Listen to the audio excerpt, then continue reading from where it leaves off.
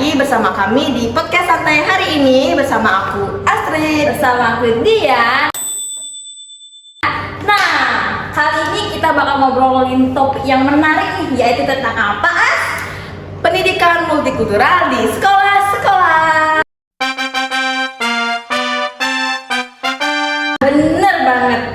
Kita bakal cari tahu nih gimana sih penerapan dan dampaknya di sekolah-sekolah dasar. Nah bener, apalagi kita hidup di negara di Indonesia yang beragam suku, budaya, dan bangsa. Maka pendidikan multikultural di sekolah itu sangat penting banget buat dipelajari. Tapi bentar dulu nih, kok dilihat-lihat kamu excited banget? Ada apa sih ini?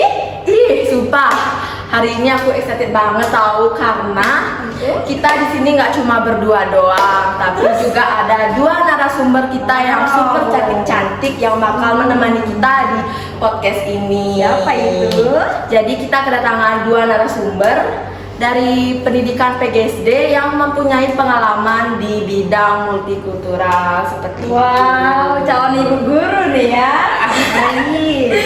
Oke, nampaknya pemirsa juga sudah nggak sabar nih ya melihat narasumber kita ini siapa sih? Oke, langsung saja ya kita sapa narasumber kita. Yang pertama yaitu ada Gita. Nah, Gita ini adalah salah satu mahasiswa pendidikan guru sekolah dasar dari Universitas Pendidikan Ganesha. Nah, di sini Gita akan berbagi cerita mengenai pengalaman ibunya yang seorang guru dan juga sudah menerapkan pendidikan multikultural di sekolah dasar. Langsung saja kita sambut narasumber kita yang pertama yaitu Gita.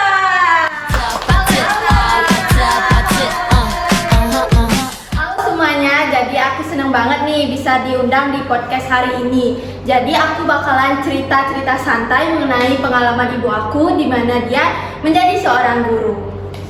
Nah, ini sudah narasumber yang pertama. Sekarang kita punya narasumber yang kedua. Siapa itu? Namanya Kak Gita. Bentar. Wah, apakah ini kembar atau bagaimana? Enggak, cuma nama doang yang sama.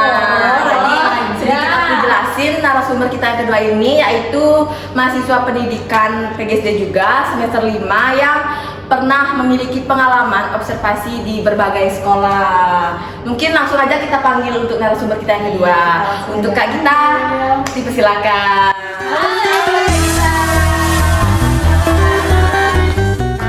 Kita sudah kedatangan dua narasumber yang super cantik-cantik banget. Calon ibu guru nih, senggol.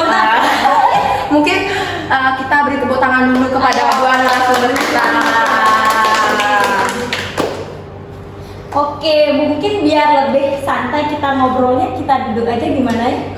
Boleh. Oke, untuk kedua narasumber kita dipersilakan dulu.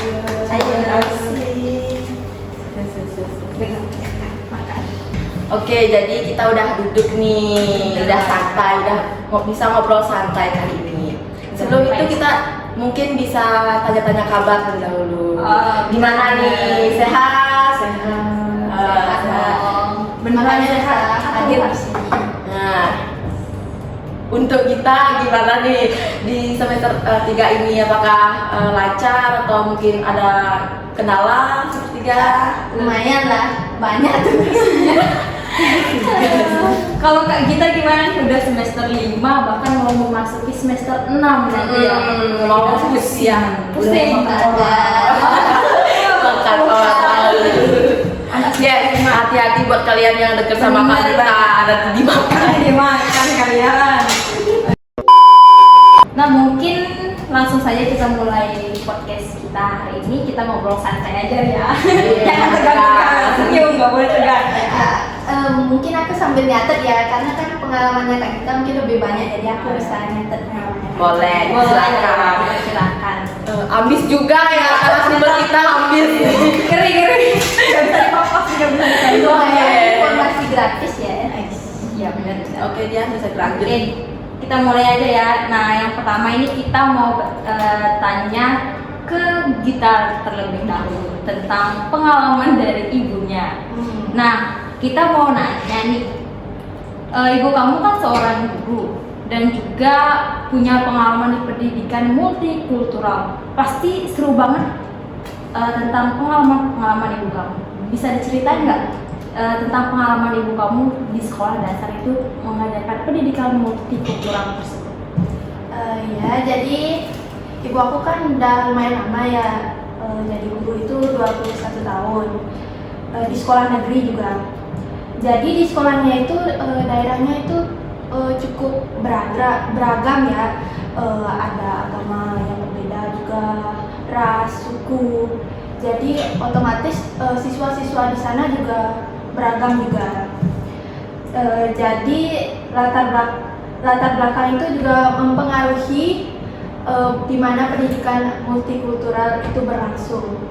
Jadi ibu aku itu berusaha bagaimana agar siswa-siswa itu tetap nyaman, toleransi juga, dan nggak ada bully juga kan, itu lumayan marak ya terjadi bullying itu karena berbeda ras, suku, agama, itu lumayan aku baca-baca gitu. Tapi untungnya di sekolah ibu aku itu guru-gurunya itu berusaha agar itu nggak terjadi ya. Wah, besar juga ya tantangan menjadi seorang guru. Terus gimana sih cara ibu kamu mengatasi tantangan tersebut? Apakah pernah gitu dia bercerita sama kamu gimana cara dia mengatasi tantangan Apalagi tersebut? ini kan anak SD pasti banyak nih, ada bullying tentang warna kulitnya atau apa, itu pasti ada. Bisa diceritain dan dibagi pengalaman ibu. Mungkin kalau tentang warna kulit itu lumayan ada ya, karena tahu kan standar Indonesia itu kulit putih. Benar-benar. Iya. Jadi ada mungkin ya rambutnya keriting itu kan lumayan kan, ada bullying itu. Mungkin ibu aku bicara kepada orang tua dan siswanya bagaimana kalau itu ternyata itu buruk balik ke depannya, gimana kita membentuk karakter siswa itu kan dari SD juga pembentukan itu. Makanya ibu aku lumayan kayak privat gitulah, ngomong secara pribadi.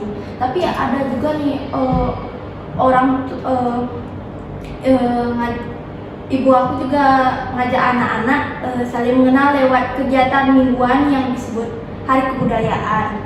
Setiap minggu ada satu anak yang cerita soal budayanya kan. Jadi anak-anak yang lain itu kan penasaran, oh budaya ini, budaya itu, dia bakal penasaran bagaimana sih budaya itu. Jadi dia mencoba membuat mereka penasaran agar mereka ada rasa toleransinya gitu. Misalnya Kak, ada yang cerita tentang upacara adat Sunda, ada juga yang cerita soal budaya Batak atau Jawa. Ibu aku bilang anak-anak jadi lebih akrab lah, karena ngobrol-ngobrol gitu kan lumayan akrab. Jadi lumayan jarang sih ada bullying gitu di sekolah ibu aku. Wah, keren banget nih. Jadi anak-anak juga belajar menghargai perbedaan dari pengalaman langsung ya, bukan cuma dari teori aja. Jadi anak-anak tidak hanya mengenal budaya mereka sendiri, tapi juga mengenal budaya di sekitar lingkungan mereka sendiri ya. Wah, keren banget. Betul banget. Jadi kalau ada perbedaan mereka nggak mudah konflik gitu. Justru seringkali mereka jadi penasaran dan tertarik akan budaya teman-temannya gitu, agama. Keren juga ya pengalaman dari narasumber kita yang pertama. Mungkin untuk Kak Gita sekarang nih, kan tadi udah nanya-nanya sama Gita. Sekarang untuk Kak Gita. Nah, kan kakak sempat tuh ya mengobservasi di beberapa sekolah. Nah, menurut kakak bagaimana sih cara sekolah-sekolah yang sempat kakak observasi itu menerapkan pendidikan multikultural di sekolahnya? Bisa kakak ceritakan mungkin? Nah ya, jadi aku sempat observasi di 3 sekolah, di mana satu sekolah negeri, satu sekolah swasta, dan satu sekolah berbasis agama. Nah, di mana menariknya itu masing-masing sekolah punya cara yang berbeda. Misalnya di sekolah negeri, mereka sering mengadakan acara bertema kebinekaan, di mana siswa bisa belajar soal budaya, kesenian, bahkan dari daerah lainnya. Berarti kayak project multikultural gitu ya Kak. Terus kalau di sekolah berbasis agama gitu gimana tuh Kak? Nah, kalau sekolah agama pendekatannya lebih fokus ke nilai-nilai toleransi. Nah, mereka nggak cuma ngomongin soal budaya, tetapi juga menghormati kekayaan yang berbeda. Jadi ada ruang dialog di mana siswa bisa tanya jawab soal perbedaan. Nah, dan itu jadi momen buat saling belajar dan memahami satu sama lain. Oh gitu ya.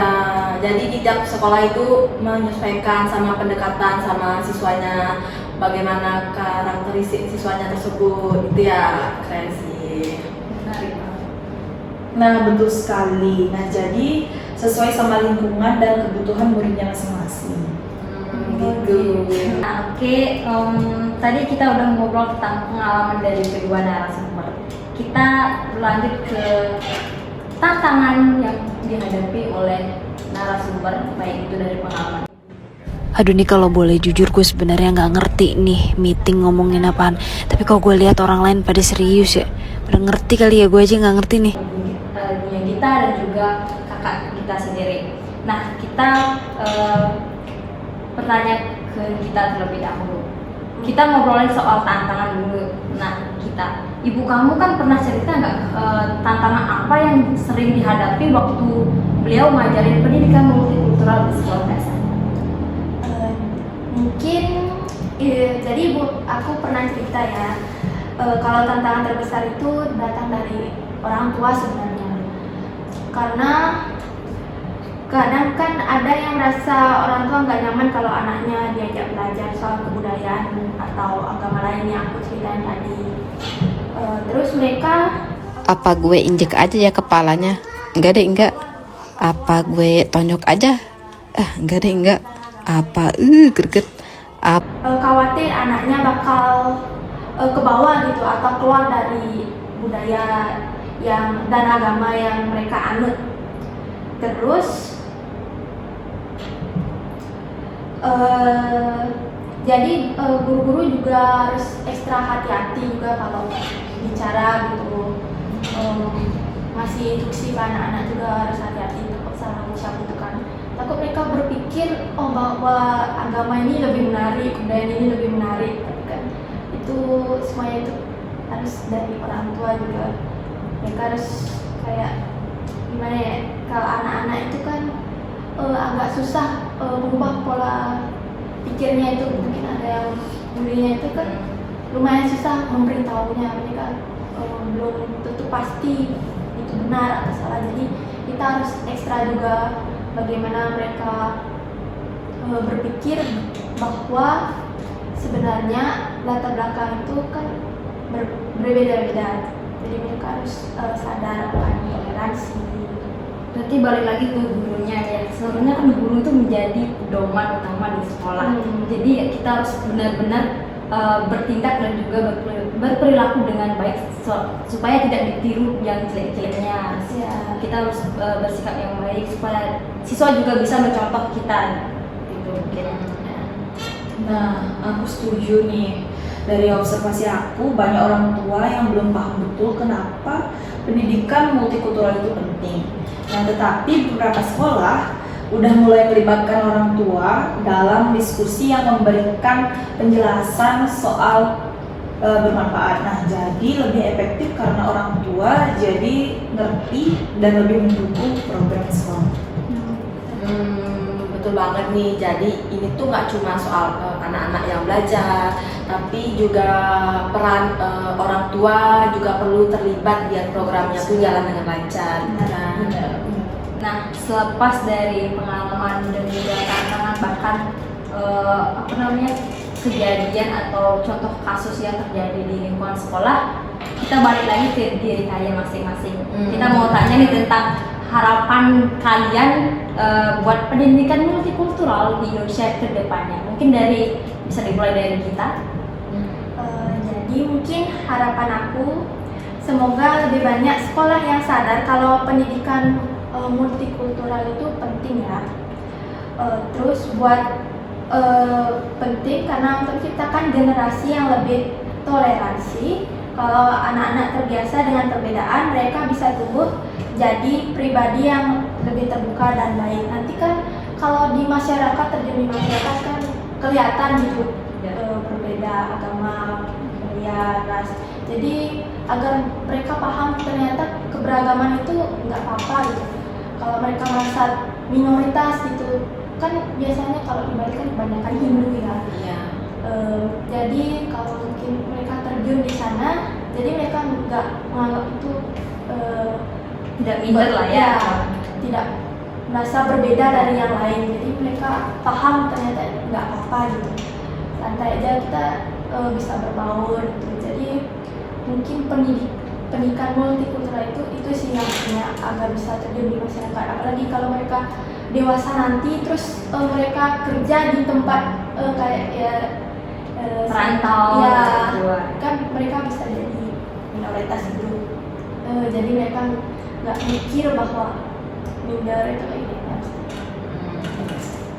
Nah, setuju banget. Aku juga harap ada lebih banyak dukungan dari pemerintah atau lembaga pendidikan buat sekolah-sekolah yang mau menerapkan pendidikan multikultural. Nah, jadi nggak cuma tergantung inisiatif dari guru atau sekolah saja. Nah, bener banget nih kan dari kedua harapan dari narasumber kita ini. Semoga nanti pendidikan multikultural di Indonesia ini bisa semakin ditingkatkan lagi. Khususnya di sekolah dasar ya, kan itu dari awal anak-anak harus pembentukan karakternya harus dari sana. Mungkin bisa dari di rumah paling ditekankan. Iya. Nah, sampailah kita di penghujung podcast. Kita tanya dulu sama kedua narasumber kita, gimana tadi? Seru nggak? Seru banget dong. Aduh. Serunya gimana ini? Ngobrolnya santai banget kayak udah kenal lama. Kayak udah kenal gitu dong. Oke, kita juga ucapin terima kasih nih buat Gita sama Kak Gita yang udah sharing pengalaman. Cari pengalaman dari kita dan juga dari pengalaman kakak sendiri yang udah terjun langsung ke lapangan ya. Jadi kita bisa, bahkan kita dan juga pemirsa bisa tahu ini. Jadi pendidikan multikultural itu sebenarnya di lapangan itu seperti apa? Benar. Nah, jadi sebelum kita tutup podcast kali ini, kita bisa sedikit menyimpulkan dari pembahasan kita kali ini. Nah, dari cerita kita dan juga Kak Gita, kita bisa lihat kalau pendidikan multikultural itu punya peran penting banget nih, terutama di negara kita yang beragam ini. Bener banget guys? Bener, aku juga setuju nih. Apalagi pendidikan multikultural itu nggak cuma soal mengenal budaya atau agama lain, tapi juga ngajarin anak-anak untuk menghargai dan menerima perbedaan sejak dini. Ini juga bisa jadi fondasi buat generasi yang lebih terbuka, toleran, maupun nggak mudah terpengaruh konflik seperti itu. Walaupun gini ya, banyak tantangan yang dihadapi, terutama dari perbedaan pandangan orang tua atau bahkan keterbatasan di sekolah. Nah, program multikultural ini melibatkan semua pihak, baik itu dari guru, siswa, bahkan orang tua yang bisa menciptakan suasana yang lebih harmonis dan juga inklusif ke depannya di masyarakat. Betul, harapannya dengan dukungan yang lebih besar dari pemerintah dan masyarakat, pendidikan multikultural bisa terus dikembangkan di sekolah-sekolah. Karena semakin dini anak-anak belajar menghargai perbedaan, semakin kuat juga mereka dalam menjaga persatuan. Nah, setuju banget. Nah, semoga obrolan kita hari ini bisa menjadi inspirasi buat banyak orang, khususnya buat teman-teman yang bergerak di pendidikan. Semoga bisa menjadi tenaga pendidik yang bisa mendidik karakter anak-anak penerus bangsa nantinya, supaya memiliki karakter yang lebih baik lagi. Benar. Oke, segitu aja podcast kita. Kita ucapin terima kasih sekali lagi buat kedua narasumber yang super cantik-cantik ini. Bahkan senyumnya ramah banget. Oh, dan juga terima kasih buat teman-teman yang udah dengerin. Sampai ketemu lagi di episode berikutnya. Bye bye. Sebelum itu stop. Aku udah tutup loh. Bentar. Kita kan punya sebuah jargon. Oh iya, lupa. Coba. Dia bisa bantu jargonnya. Nah, jadi kita punya sebuah jargon, yaitu jargonnya selalu semangat menghargai perbedaan. Mungkin gerakannya Gimana? Bentar. Iya, coba. Nah, gerakannya itu seperti ini ya, saya contohkan. Nah, jadi jargonnya yaitu selalu semangat menghargai perbedaan. Nah, Kurang lebih seperti itu nanti kita Ayo kita coba bareng-bareng. semangat lagi ya. Oke, Nah, mungkin bisa menghadap ke depan kamera biar kelihatan pada semua orang. benar banget. Mungkin saya pandu ya. Ya, boleh silakan. Baik, oke, jargonnya akan saya pandu dalam hitungan 3, 2, 1. Selalu semangat menghargai perbedaan. Bye bye. Sampai jumpa lagi di podcast selanjutnya.